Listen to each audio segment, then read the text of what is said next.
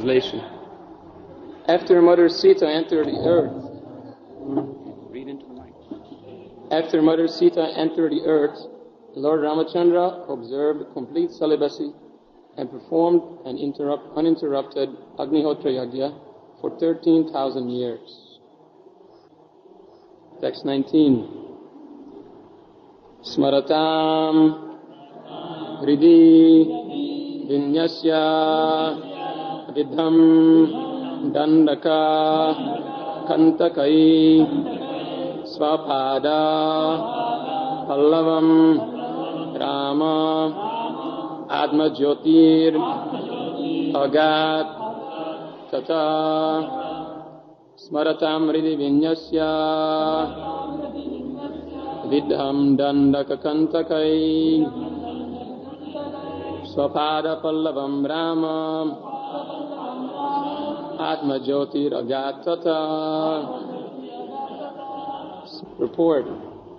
The lotus feet of the Lord are always the subject matter for meditation for devotees. Sometimes when Lord Ramachandra wandered in the forest of Dandakaranya, thorns pricked his lotus feet. The devotees, upon thinking of this, would faint. The Lord does not feel pain or pleasure from any action or reaction of this material world. But the devotees cannot tolerate even the pricking of the Lord's lotus feet by a thorn. This was the attitude of the gopis when they thought of Krishna wandering in the forest with pebbles and grains and sand pricking his lotus feet. This tribulation in the heart of a devotee cannot be understood by karmis, jnanis or yogis. The devotees who could not tolerate even thinking of the Lord's lotus feet being pricked by a thorn were again put into tribulation by thinking of the Lord's disappearance. For the Lord had to return to his abode after finishing his pastimes in this material world. The word Atma Jyoti is significant. The Brahma Jyoti, which is greatly appreciated by jnanis or monastic philosophers who desire to enter it for liberation, is nothing but the rays of the Lord's body. Yasya prabha prabhavato jagadanda koti kotishvashesha vasudhari vibhuti bhinnam tad brahma nishkalam anantam ashesha bhutam govindamari purusham tamaham bhajami. I worship Govinda, the primeval Lord, who is endowed with great power. The glowing effulgence of his transcendental form is the impersonal Brahman, which is absolute, complete and unlimited, and which displays the varieties of countless planets with their different opulences in millions and millions of universes. It's the Brahma Samhita 540. The Brahma Jyoti is the beginning of the spiritual world, and beyond the Brahma Jyoti are the Vaikuntha planets. In other words, the Brahma Jyoti stays outside the Vaikuntha planets, just as the sunshine stays outside the sun. To enter the sun planet, one must go through the sunshine. Similarly, when the Lord or his devotees enter the Vaikuntha planets, they go through the Brahma Jyoti. The jnanis or monastic philosophers, because of their impersonal conception of the Lord, cannot enter the Vaikuntha planets, but they also cannot stay eternally in the Brahma Jyoti. Thus after some time, they fall again to this material world. Aruya krichena param padam tata patantyadho nadrita yushmari angriyaha. Bhagavatam 10:232. The Vaikuntha planets are covered by the Brahma Jyoti, and therefore one cannot properly understand what those Vaikuntha planets are unless one is a pure devotee.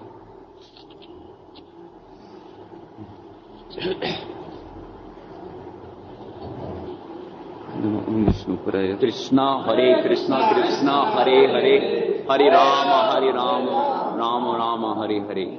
This means absolute surrender. This is meaning surrender. So when we chant Hare Krishna, the idea is that when we put our hands up like this, it means that we're surrendering our life and soul and everything to Krishna. So there's some interesting points of discussion. Too bad I don't have my glasses, then I could refer to the text. But anyway, I'll try to remember what we just heard.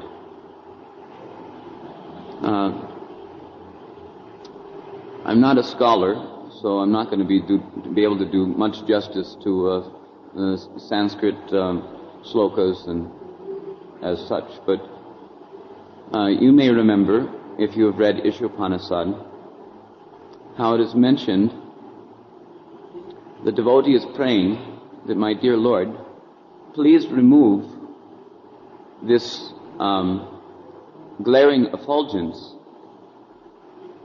which actually is blinding our vision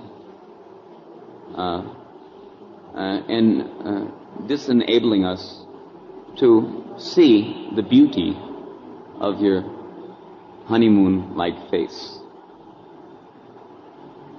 Actually, Krishna has a very, very, very honeymoon-like face. It is not just a moon face. Sometimes he is called as Chandra Mukhi, like that. But he actually has a honey face, honeymoon face, full of sweetness and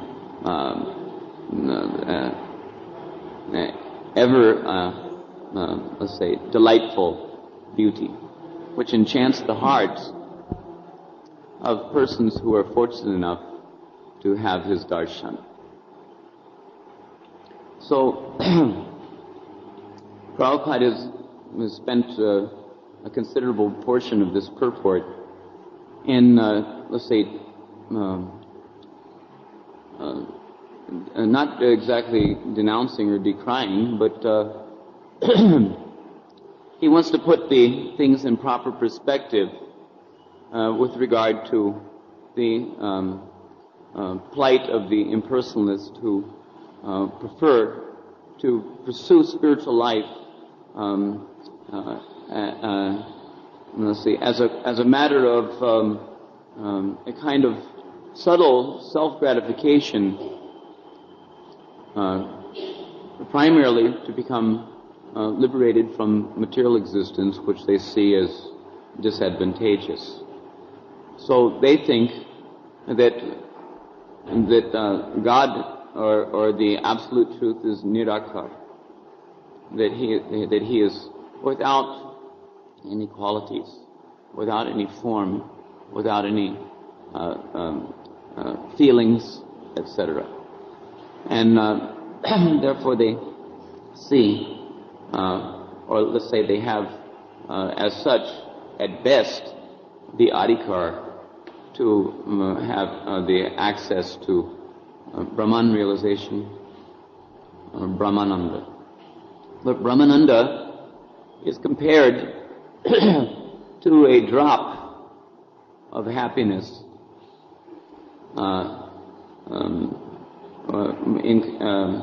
in comparison to the ocean of happiness of Krishna Prema.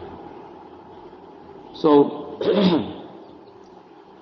Srila Prabhupada has pointed out in this purport how it is that Lord Ramachandra, after he finished his long-term sacrifice, that he returned to his own abode and wanted to make it very clear to all of us that Krishna does exist in his own abode, surrounded by his multifarious shaktis.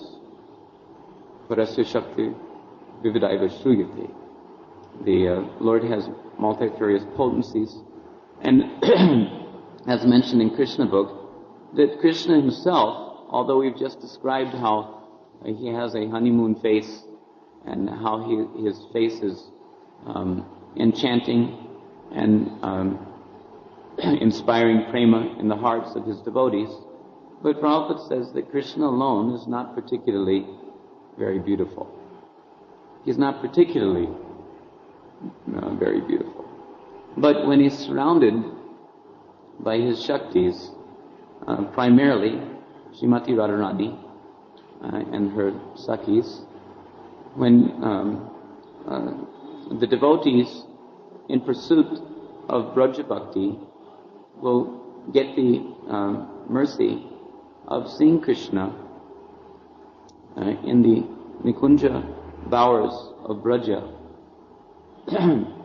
surrounded by his intimate lovers, then their bliss is incomparable. There's no, let's say,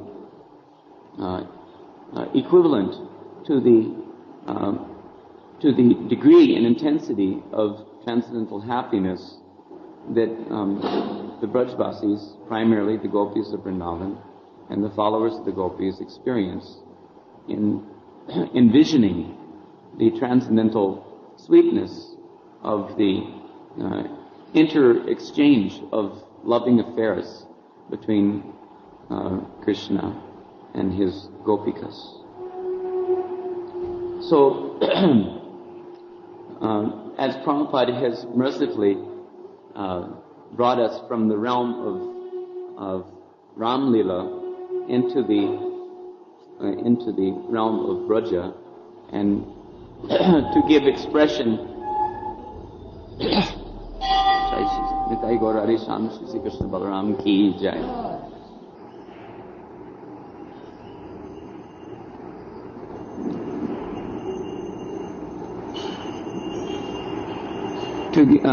He's brought us to the realm of Braja to give expression to the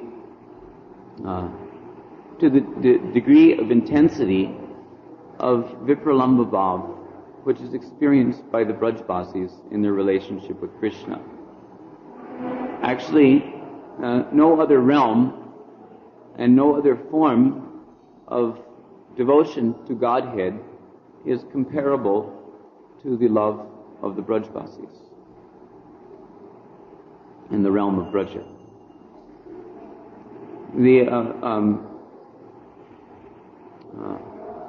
The principle which has been discussed is referring to Lord Ramchandra's lotus feet being pricked in the forest of Dandakaranya. Mind you, this forest of Dandakaranya. It's nice that this is mentioned here in the Bhagavatam, because this helps to set the scene. Sometimes we wonder why it is that we're studying about Ram Lila and various other Leelas, but it helps to set the scene and helps us when we finally enter into the,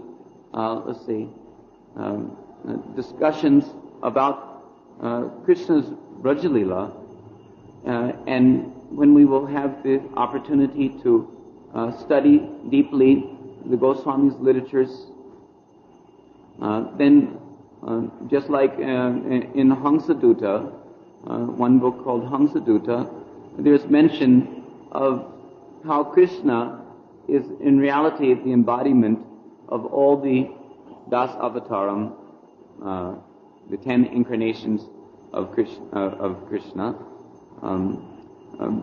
But in his own body, these different manifestations are presenting in accordance with the gopis' anxieties of feelings of separation of Krishna. I'm not able to go into the details here, but the principle here I'm discussing is that the whole Bhagavatam is like a you can say a golden ring which acts as a setting for the jewel or the diamond Chintamani jewel of the Braja Leelas. It is meant to show the super excellent nature of the Braja Leelas.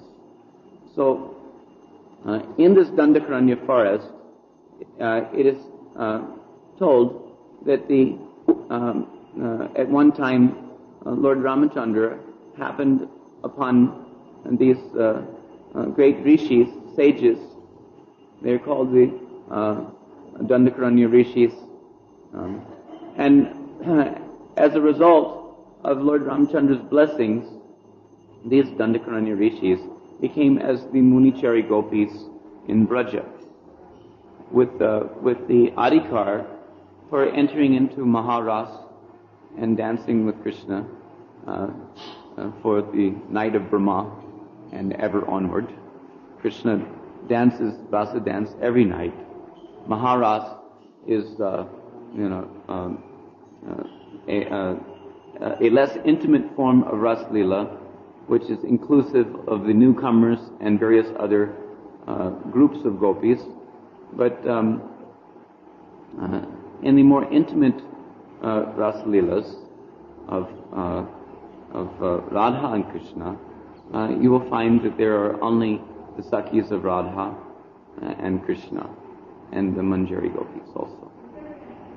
They're also, whether anyone wants to understand and accept the truth of this, but in reality, the maidservants of Radharani, they also can dance with Krishna in the rasa dance and do everything by the mercy of their Swamini. They can do everything for the pleasure of their Swamini. This is a very deep tattva. Some Vaishnavas and Babajis in Vrindavan, they will say that it is never possible, that it never happens. But the real truth is that it certainly does happen. But it will not be a selfish affair.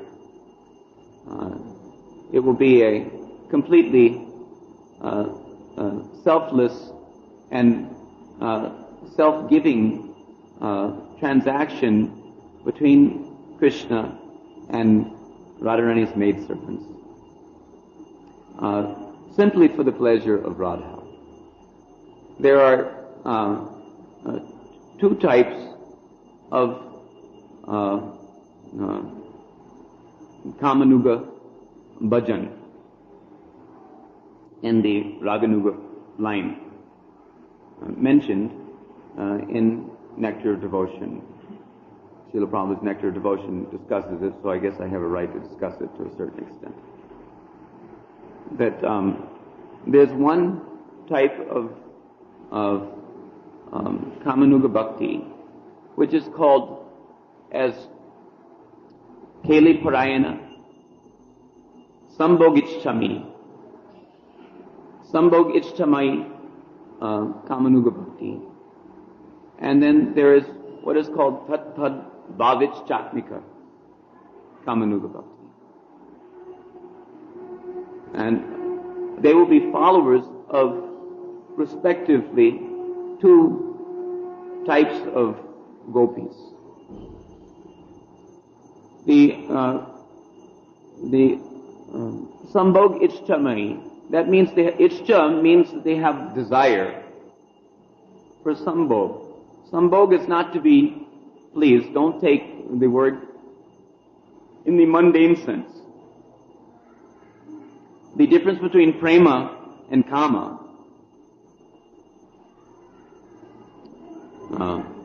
Atmendriya priti vancha talib bale kam.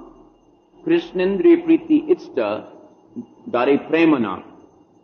Prema is the selfless desire, self-giving desire to augment the pleasure of Krishna's senses.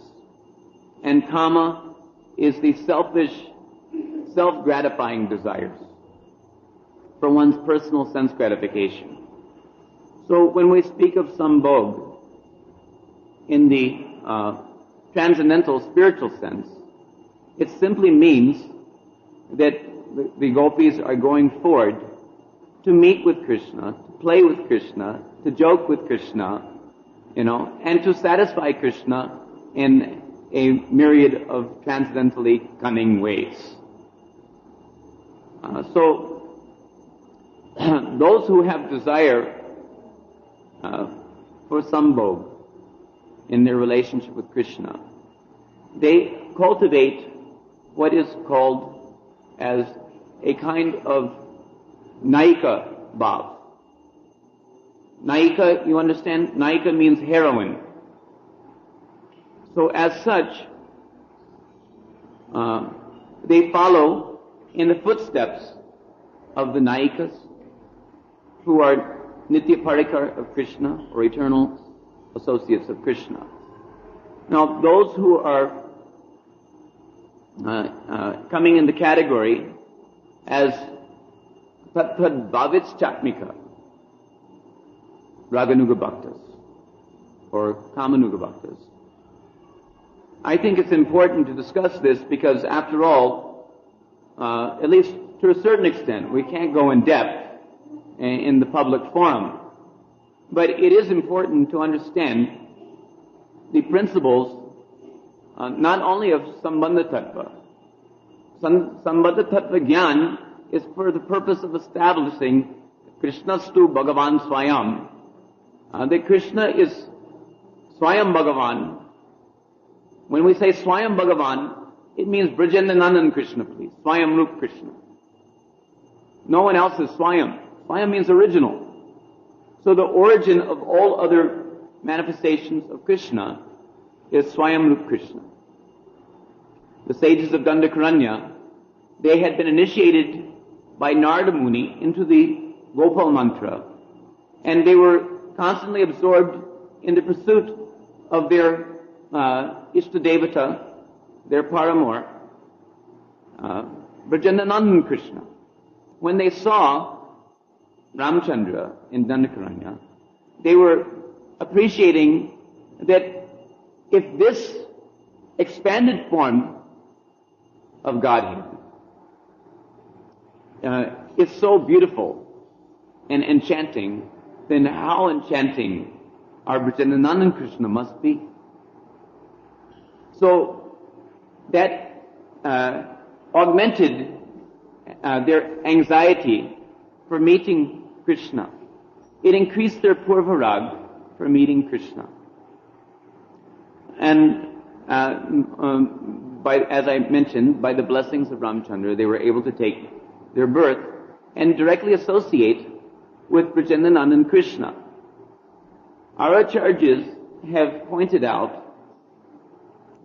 I hope I don't say anything which makes anybody angry, but nevertheless, I'm going to proceed, and beg for the forgiveness of anyone who might feel unhappy about anything that I'm saying.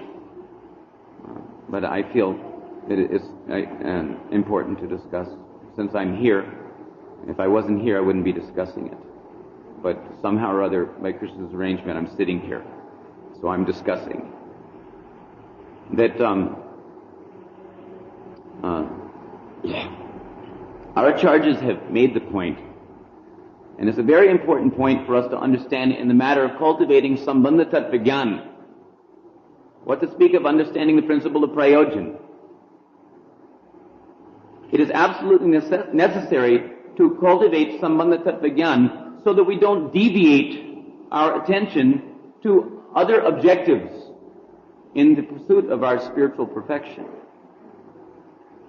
But we should also understand the prayojan siddhi. We should understand what is the goal. Otherwise, what is the use of our pursuit? Abhideya Tattva is for establishing us in the proper, let's say, pursuit of the Siddhanta by the necessary activities of devotional practices. But we have to know what is the goal of all of our practices in order to take inspiration more and more. Srila Prabhupada, in Science of Self-Realization, in his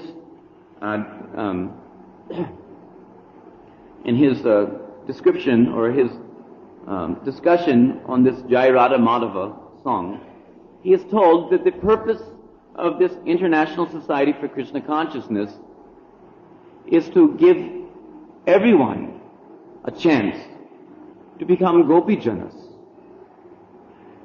But of course that is not to say that this International Society for Krishna Consciousness is not meant to facilitate the pursuit of other bhavas,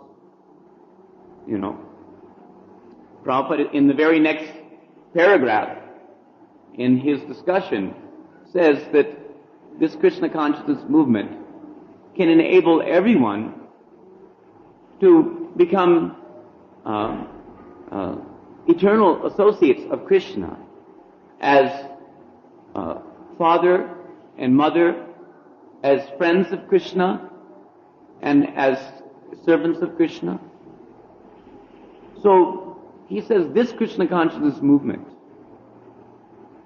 So when we discuss, just like sometimes you may have noticed, if I'm sure that most of you have come in contact with a list of our Acharya Parampara, which will give the Manjari Siddhadeha of each Acharya. We should not be disturbed by this if we have any other bhava. But we should understand the purpose in showing this is to encourage those who desire the Madhurya Ras, which is considered analytically as the most intense form of Bhakti Bhavana. By Rupa Goswami himself. After all, we do follow the teachings of Rupa Goswami, so we have to consider these points also, that it is meant to encourage, to say that if you want to enter into the eternal intimate services of Radha and Krishna, if you want to assist in the Nikunja Sevas, then it is available here. You don't have to go anywhere else. The buck stops here. You can have it here. You can have it by the grace of A.C. Bhaktivedanta Swami. You can have it, at the feet of Bhaktisiddhanta Saraswati Thakur.